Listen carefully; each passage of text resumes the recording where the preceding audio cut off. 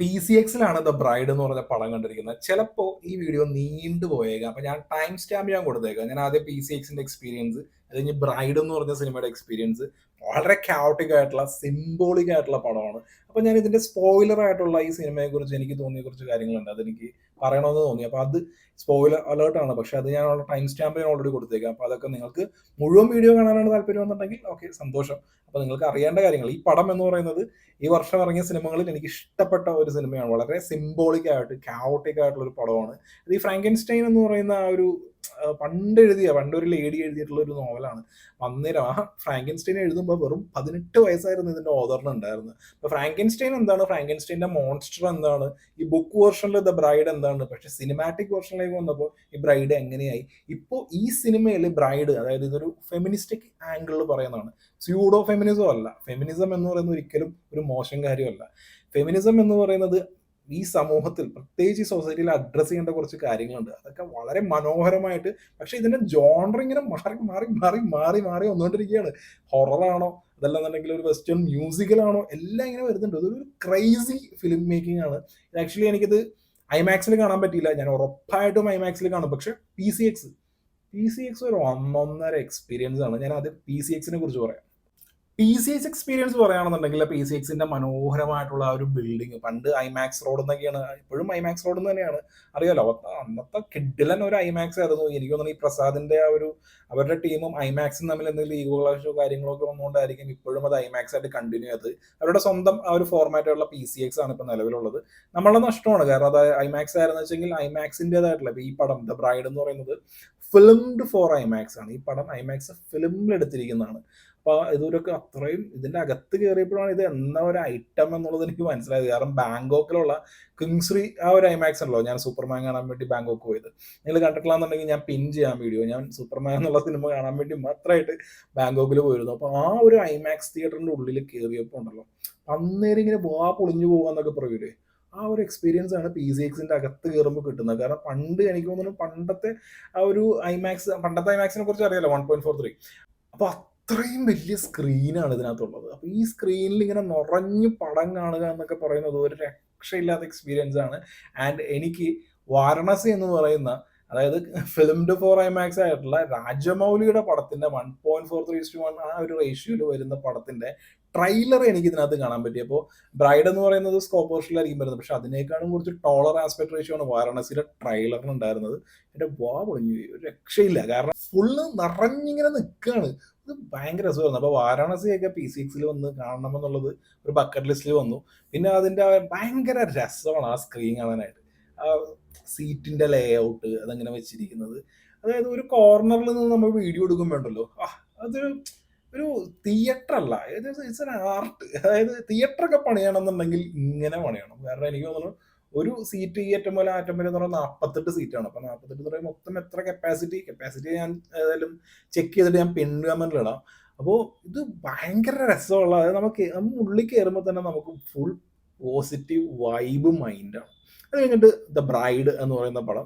അപ്പോൾ ഈ PCX അങ്ങനെ ഒരിക്കലും ഫുൾ സ്ക്രീനിൽ വരില്ല. കാരണം അവരുടെ ഫോർമാറ്റ് എങ്ങനെയാണ്, ആ ഒരു ആസ്പെക്ട് റേഷ്യോ വെച്ചിട്ട് PCXൽ ഒരു ഫുൾ സ്ക്രീൻ പടം വരിക എന്നൊക്കെ പറയുകയാണെന്നുണ്ടെങ്കിൽ അത് അപൂർവമാണ്. അപ്പോൾ നമുക്ക് ഫുൾ സ്ക്രീൻ നമുക്ക് എക്സ്പെക്ട് ചെയ്യാൻ പറ്റില്ല. ഇത് ഫിലിംഡ് ഫോർ ഐമാക്സ് പടമാണ്, പക്ഷേ ഇവിടെ PCXൽ വരുമ്പോൾ സ്കോപ്പ് ആവുന്നത് ടോളർ ആസ്പെക്ട് റേഷ്യോയും കാര്യങ്ങളൊന്നും ഇല്ല. പിന്നെ ഈ പടം ഫിലിമിലെടുത്തതിന്റെ ഒരു എസ്തെറ്റിക്കും കാര്യങ്ങളൊക്കെ ഉണ്ട്. അത് നമുക്ക് ഒരുപക്ഷെ PCXൽ ഫീൽ ചെയ്യാൻ പറ്റില്ല. പക്ഷെ ഞാൻ ഐമാക്സിൽ കാണുന്നുണ്ട്. പടം എനിക്ക് വർക്കായി. കാരണം സിംബോളിക് ആൻഡ് ക്യാotic ആയിട്ട് ഒരു മാഡ്നസ് ഈ പടത്തിനുണ്ട്. ഈ ഫ്രാങ്കൻസ്റ്റൈൻ എന്താണെന്നും ഫ്രാങ്കൻസ്റ്റൈൻ്റെ സ്റ്റോറി എന്താണെന്നുള്ളതൊക്കെ അറിയുന്നവർക്ക്, അപ്പൊ ഫ്രാങ്കൻസ്റ്റൈൻ മെയിൻ കഥ, അതായത് ബുക്കിൽ ബ്രൈഡ് എന്ന് പറയുന്ന ഒരു ബ്രൈഡിനെ ഉണ്ടാക്കുന്നില്ല ഫ്രാങ്കൻസ്റ്റൈൻ. കാരണം അതൊരു ഇവരിനി മേറ്റ് ചെയ്തിട്ട് പുതിയ ബേബീസും കാര്യങ്ങളൊക്കെ ഉണ്ടായി, അത് വേൾഡിനൊരു ത്രെറ്റ് ആയാലോ എന്ന് വിചാരിച്ചിട്ട് ആ ഒരു സംഭവം പുള്ളിക്കാരൻ വേണ്ടാന്ന് നോക്കുന്നുണ്ടല്ലോ ബുക്കിൽ. പക്ഷെ സിനിമയിലേക്ക് വരികയാണെന്നുണ്ടെങ്കിൽ ഈ ബ്രൈഡ് പിന്നെ ഫ്രാങ്കൻസ്റ്റൈനെ റിജക്ട് ചെയ്യുന്നു, അങ്ങനെ കുറെ ഡ്രാമാറ്റിക് ആയിട്ടുള്ള ഇവന്റ്സും കാര്യങ്ങളൊക്കെ ഉണ്ട്. പക്ഷെ ഈ സിനിമയിൽ 2026 ബ്രൈഡിലേക്ക് വരുമ്പോൾ, ഇതിനു മുമ്പുള്ള ഫ്രാങ്കൻസ്റ്റൈൻ സിനിമകൾ സംസാരിച്ചിട്ടുള്ള ഹൂ ദ മോൺസ്റ്റർ ഈസ് എന്ന് പറയുന്ന ആ ഒരു സംഭവം, അത് ഈ സിനിമ നല്ല രീതിയിൽ അഡ്രസ്സ് ചെയ്യുന്നുണ്ട്. കാരണം സമൂഹം ഒരാളെ എങ്ങനെയാണ് മോൺസ്റ്റർ ആക്കുന്നത് എന്നുള്ളത് അത് ഇതിനു മുമ്പുള്ള ഫ്രാങ്കൻസ്റ്റൈൻ സിനിമകളിലും ഓൾറെഡി പറഞ്ഞിട്ടുള്ളതുകൊണ്ട് നമുക്ക് പുതുമയൊന്നും തോന്നില്ല. പക്ഷെ പിന്നീട് ഇത് ഒരു ലെയറായിട്ടാണ് ഈ പടം വരുന്നത്. പിന്നീട് അത് ഇങ്ങനെ പതുക്കെ ഇങ്ങനെ ഓരോന്നായിട്ട് ഓപ്പൺ ആയിട്ട് വരുന്നുണ്ട്. ഈ സിനിമയുടെ ഡയറക്ടർ മാഗി ഗീലൻ ഹോൾ പുള്ളിക്കാരി ചെയ്തു വെച്ചിരിക്കുന്നുണ്ടല്ലോ ഒരു ഒന്നൊന്നര പരിപാടിയാണ്. കാരണം ഈ സിനിമ ഒരു ഫീമെയിൽ റേജ് ഉണ്ടല്ലോ, ഫീമെയിൽ റേജ് ആൻഡ് ഐഡന്റിറ്റി, അതിനെക്കുറിച്ചാണ് സംസാരിക്കുന്നത്. കാരണം ഈ സിനിമയിൽ ആ ബ്രൈഡ്, ആ ഒരു ഓപ്പണിംഗ് സീക്വൻസ് ഉണ്ടല്ലോ, ഈ സീക്വൻസ് വരാൻ നേരത്ത് ഈ പുള്ളിക്കാരി, അതായത് ഈ ബ്രൈഡിനെ ഉണ്ടാക്കിയെടുക്കുമ്പോൾ കഴിഞ്ഞ ഓർമ്മകളെല്ലാം നഷ്ടപ്പെട്ടു ആ ഒരു സിറ്റുവേഷനിലാണ് നമ്മൾ ബ്രൈഡിനെ കാണുന്നത്. ഈ ബ്രൈഡിനെ ക്രിയേറ്റ് ചെയ്തിരിക്കുന്നത് ഒരു ആണിന്റെ പേർപ്പസിന് വേണ്ടിയിട്ടാണ്. അതായത് സ്വന്തം ശരീരത്തിന്റെ കൺട്രോൾ പോലും അവൾക്കില്ല. വേറെ ആരുടെയെങ്കിലുമൊക്കെ ഡിസയറിന് അല്ലെങ്കിൽ ആ ഒരു ആഗ്രഹത്തിന്റെ പുറത്ത് ജീവിക്കാൻ വിധിക്കപ്പെട്ട ഒരു പെണ്ണായിട്ടാണ് ബ്രൈഡ് ഈ ലോകത്തേക്ക് വരുന്നത്. ആൻഡ് വാട്ട് ഇഫ് ആ ഒരു പെർഫെക്റ്റ് കമ്പാനിയൻ എന്നുള്ള രീതിയിൽ ബാക്കിയുള്ളവർ ആഗ്രഹിക്കുന്നതിന് എതിരായിട്ടാണ് ഈ ബ്രൈഡ് ചിന്തിക്കുന്നത് അല്ലെങ്കിൽ പ്രവർത്തിക്കുന്നത്. അങ്ങനെ വരുമ്പോൾ ഉണ്ടാവുന്ന കായോട്ടിക് സിറ്റുവേഷൻ ഉണ്ടല്ലോ, അത് വളരെ ഭംഗിയായിട്ടാണ് ഈ സിനിമയിൽ ഇവർ പറയുന്നത്. പിന്നെ ഇതിന്റെ ജോണർ ഇങ്ങനെ ഷിഫ്റ്റ് ചെയ്ത് വരുന്നുണ്ടല്ലോ. ആ മ്യൂസിക്കലായിരിക്കും, ചിലപ്പോൾ ഹൊറർ ആയിരിക്കും, അല്ലെങ്കിൽ ഡാർക്ക് കോമഡി ആയിരിക്കും, അല്ലെങ്കിൽ ഒരു ഗാങ്സ്റ്റർ ഫിലിം എന്നുള്ള രീതിയിൽ ഇങ്ങനെ ജോണർ ഷിഫ്റ്റ് വരുന്നത് തന്നെ കാണാൻ ഭയങ്കര രസമാണ്. പിന്നെ ഇതിന്റെ കായോട്ടിക് സിറ്റുവേഷൻസ് ഇങ്ങനെ വൺ ബൈ വൺ ആയിട്ട് ഇങ്ങനെ വരുന്നുണ്ട്. അതായത് ഈ സൊസൈറ്റി ഇവരെ റിജക്ട് ചെയ്തിരിക്കുകയാണ്. അപ്പോൾ സൊസൈറ്റി റിജക്ട് ചെയ്യുമ്പോൾ ഈ ഫ്രാങ്കിനാണെന്നുണ്ടെങ്കിലും ബ്രൈഡിനാണെന്നുണ്ടെങ്കിലും ഈ സൊസൈറ്റിയിൽ ഫിറ്റ് ആവണം എന്നുള്ളൊരു ആഗ്രഹം അവരുടെ മനസ്സിലുണ്ട്. പക്ഷെ കണ്ടിന്യൂസ് ആയിട്ട് ഈ സൊസൈറ്റി നമ്മളെ റിജക്ട് ചെയ്യുമ്പോണ്ടല്ലോ, എങ്കിൽ പിന്നെ നമുക്ക് ഇങ്ങനെ ഫിറ്റ് ചെയ്യേണ്ട ആവശ്യം, ഈ സൊസൈറ്റിയുടെ ആഗ്രഹത്തിനനുസരിച്ച് ഫിറ്റ് ചെയ്യേണ്ട ആവശ്യമില്ലല്ലോ, നമ്മൾ അങ്ങനെ ഫിറ്റിനായിട്ട് നിൽക്കേണ്ട ആവശ്യമില്ലല്ലോ എന്നൊരു തീരുമാനിക്കുന്നിടത്ത് തുടങ്ങുന്ന ഒരു കായോട്ടിക് മൊമെന്റ്സ് ഉണ്ടല്ലോ. ഈ മൊമെന്റ്സ് ഒക്കെ ഇതിനകത്ത് വരുന്നത് അതിന്റെ ഒരു ക്രൈസിനെസ് ഉണ്ടല്ലോ. ഈ ക്രൈസിനെസ് ശരിക്കും പറഞ്ഞിട്ടുണ്ടെന്നുണ്ടെങ്കിൽ അത് ഇങ്ങനെ മ്യൂസിക്കലായിട്ടും അതല്ലാതെ സ്ക്രീനിലായിട്ടും ഇതിന്റെ എഡിറ്റിങ്, ഇതിന്റെ കട്ട്സ്, ഇതിനകത്തുള്ള ഗംഭീര പെർഫോമൻസ്, ഇതൊക്കെ കൊണ്ട് ഇങ്ങനെ വരുന്നുണ്ടല്ലോ.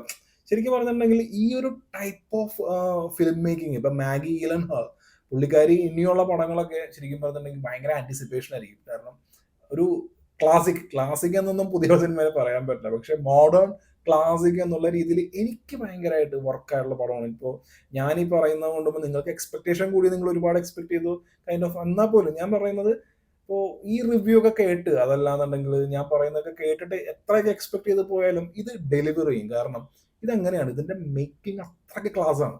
പിന്നെ വളരെ പോയറ്റിക് ആയിട്ടുള്ള, വളരെ തോട്ട് പ്രൊവോക്കിംഗ് ആയിട്ടുള്ള ഒരു ഗംഭീരമായിട്ടുള്ള ഒരു ക്ലൈമാക്സ് ആണ് ഈ പടത്തിലുള്ളത്.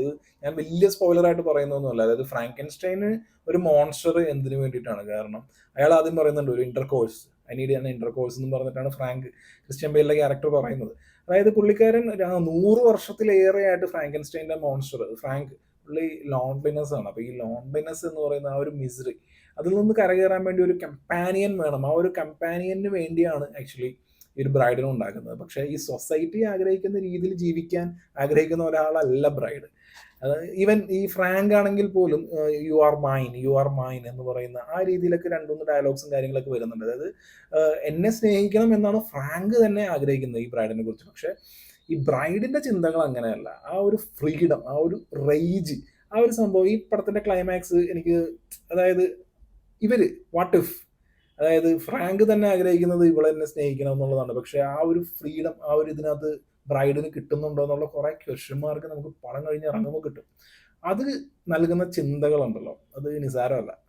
ഫ്രാങ്കൻസ്റ്റൈൻസ് ബ്രൈഡ് എന്ന് പറയുമ്പോൾ ട്രailerൽ പറയുന്നുണ്ട് ജസ്റ്റ് ദ ബ്രൈഡ് എന്നുള്ളത്. അപ്പൊ ഫ്രാങ്കൻസ്റ്റൈൻസ് ബ്രൈഡിൽ നിന്ന് ഒരു സെൽഫ് ഐഡന്റിറ്റി ആയിട്ട് ഈ സിനിമ മാറുമോ എന്നുള്ള ഒരു മനോഹരമായിട്ടുള്ള, ഡീപ്പായിട്ടുള്ള, വളരെ കറേജിയസ് ആയിട്ടുള്ള ആ ഒരു തോട്ട് ഉണ്ടല്ലോ, ആ തോട്ടിന് മാഗി ഗിലൻഹോളിന് സല്യൂട്ട് ചെയ്തേ പറ്റുള്ളൂ. കാരണം പടം എടുക്കണം എന്നുണ്ടെന്നുണ്ടെങ്കിൽ ഇതുപോലെ പടം എടുക്കണം. കാരണം പടം കണ്ട് ഇറങ്ങിയാലുണ്ടല്ലോ നമുക്കിങ്ങനെ ചിന്തകൾ ഇങ്ങനെ വന്നുകൊണ്ടേയിരിക്കണം.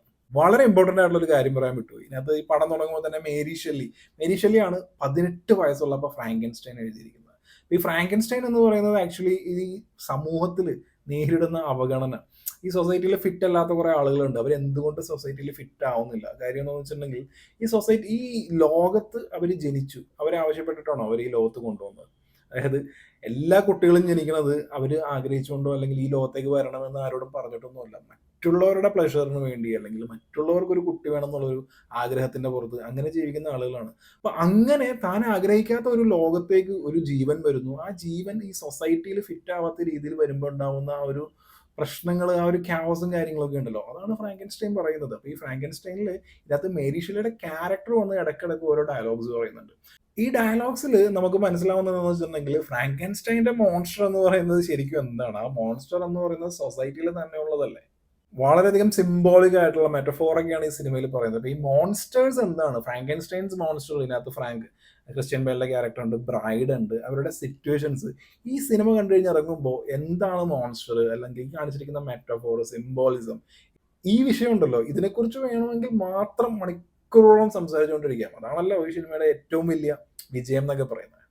ആക്ച്വലി മേരി ഷെല്ലി ഈ സിനിമയിൽ വരുന്നുണ്ടല്ലോ, അതാണ് ഏറ്റവും കിഡിലൻ മൊമെന്റ് ആയിട്ട്, അല്ലെങ്കിൽ ഏറ്റവും കിഡിലൻ ക്രിയേറ്റീവ് ഡിസിഷൻ ആയിട്ട് എനിക്ക് തോന്നിയിട്ടുള്ളത്. കാരണം ഫ്രാങ്കൻസ്റ്റൈൻ എന്ന് പറയുന്ന ആ ഒരു വർക്ക് പുള്ളിക്കാരി 18 വയസ്സുള്ളപ്പോൾ എഴുതിയപ്പോൾ വന്ന ചോദ്യങ്ങളുണ്ട്. അതായത് ആരാണ് ഈ മൊറാലിറ്റി ഡിസൈഡ് ചെയ്യുന്നത്, ഇത് നോർമലാണ് അല്ലെങ്കിൽ ഇത് അബ്നോർമൽ ആണ് എന്നൊക്കെ ആരാണ് ഡിസൈഡ് ചെയ്യുന്നത്, ആരാണ് നമ്മുടെ ഐഡന്റിറ്റിയെ കൺട്രോൾ ചെയ്യുന്നത്, തുടങ്ങിയ ഒരുപാട് ക്വസ്റ്റ്യൻസ് ഫ്രാങ്കൻസ്റ്റൈൻ എന്ന് പറഞ്ഞ വർക്കിലുണ്ട്. ഈ പറയുന്ന മേരി ഷെല്ലി ചോദിക്കാൻ ആഗ്രഹിച്ച ചോദ്യങ്ങളാവാം. ആ ചോദ്യങ്ങൾ എന്നുള്ള രീതിയിലാണ് ഈ സിനിമയിൽ ഇതെല്ലാം ഒരു ഫീമെയിൽ പോയിന്റ് ഓഫ് വ്യൂ, അതായത് ഒരു ഫീമെയിൽ റേജ് കാണിക്കുന്ന ഐഡന്റിറ്റി ഇഷ്യൂസ് തുടങ്ങിയ കാര്യങ്ങളെല്ലാം അഡ്രസ്സ് ചെയ്യുന്ന ഒരു ഗംഭീര പടമായിട്ട് വന്നിരിക്കുന്നത്. അപ്പൊ മാഗി ഈലൻ ഹാൾ ചെയ്തു വെച്ചിരിക്കുന്നത് എന്താണെന്ന് വെച്ചിട്ടുണ്ടെങ്കിൽ ഒരു ഐഡന്റിറ്റി, അതല്ലാന്നുണ്ടെങ്കിൽ റെബലിയൻ, ക്യാ오ട്ടിക് ആയിട്ടുള്ള ഈ ഒരു ലൈഫ് കാണിച്ചു തന്നിരിക്കുന്നത് തോട്ട് പ്രൊവോക്കിംഗ് ആയിട്ട്. ആക്ച്വലി ഇതൊക്കെയാണ് റെവല്യൂഷൻ എന്ന് പറയുന്നത്. ഈ സിനിമ എനിക്ക് സത്യം പറഞ്ഞിട്ടുണ്ടെങ്കിൽ ഫ്രാങ്കൻസ്റ്റൈൻ ബേസ് ചെയ്തിട്ട് ഇതിനു മുമ്പ് എത്രയൊക്കെ പടങ്ങൾ വന്നിട്ടുണ്ടോ, അതിൽ അത് ഒരുപാട് പഴയ പടങ്ങളൊന്നും ഞാൻ കണ്ടിട്ടില്ല. ഈവൻ ഈ ഇടയ്ക്ക് ഇറങ്ങിയ നെറ്റ്ഫ്ലിക്സിലടക്കം ഇറങ്ങിയ പടങ്ങളടക്കം ഞാൻ കണ്ടിട്ടുണ്ട്. പക്ഷെ അതിൽ നിന്ന് ഒരു വേറിട്ട, അതായത് ഈ ബ്രൈഡ് എന്ന് പറയുന്നത് അതൊരു ഒന്നൊന്നര സംഭവമായിട്ടാണ് ഞാൻ പറയുന്നത്. അപ്പോൾ എനിക്ക് ഈ വർഷം കണ്ടതിൽ മാർട്ടി സുപ്രീം, സെൻ ഹെൽപ്പ്, ഇതുപോലുള്ള സിനിമകളുടെ കൂട്ടത്തിൽ എനിക്ക് ഏറ്റവും സാറ്റിസ്ഫാക്ഷൻ തന്ന ഒരു സിനിമാറ്റിക് എക്സ്പീരിയൻസ് ആണ്. കാരണം ഇതൊരു ഇന്ന ജോണർ എന്ന് പറഞ്ഞ് മാറ്റി നിർത്താൻ പറ്റില്ല. ജോണർസ് ഇങ്ങനെ മാറി മാറി മാറി വരുന്ന ഒരു ഗംഭീര പടമാണ്. അപ്പൊ ഇത്രയൊക്കെ ഞാൻ ഈ സിനിമയെ കുറിച്ച് പറയുന്നവരോട്, നിങ്ങൾക്ക് ഈ സിനിമ കാണാൻ തോന്നുന്നുണ്ടെങ്കിൽ നിങ്ങൾ ദയവായി കാണുക. പറ്റുകയാണെങ്കിൽ ഐമാക്സിൽ തന്നെ കാണുക. കാരണം ഇതുപോലുള്ള സിനിമകൾ ഉദ്ദേശിക്കുന്ന ഒരു സംഭവമുണ്ട്, അതിൽ തന്നെ കണ്ടു കഴിഞ്ഞാലാണ് അത് വർക്ക് ആവുള്ളൂ. അപ്പോൾ ഈ സിനിമ കൊച്ചിയിലെത്തിയതിനു ശേഷം ഞാൻ ഐമാക്സിൽ കാണുന്നുണ്ട്. ഐമാക്സിൽ കണ്ടു കഴിഞ്ഞ് പറ്റുകയാണെന്നുണ്ടെങ്കിൽ ഇതുപോലെ വലിയൊരു റിവ്യൂ ഇടാം, നിങ്ങൾ കാണുമെന്നുണ്ടെങ്കിൽ.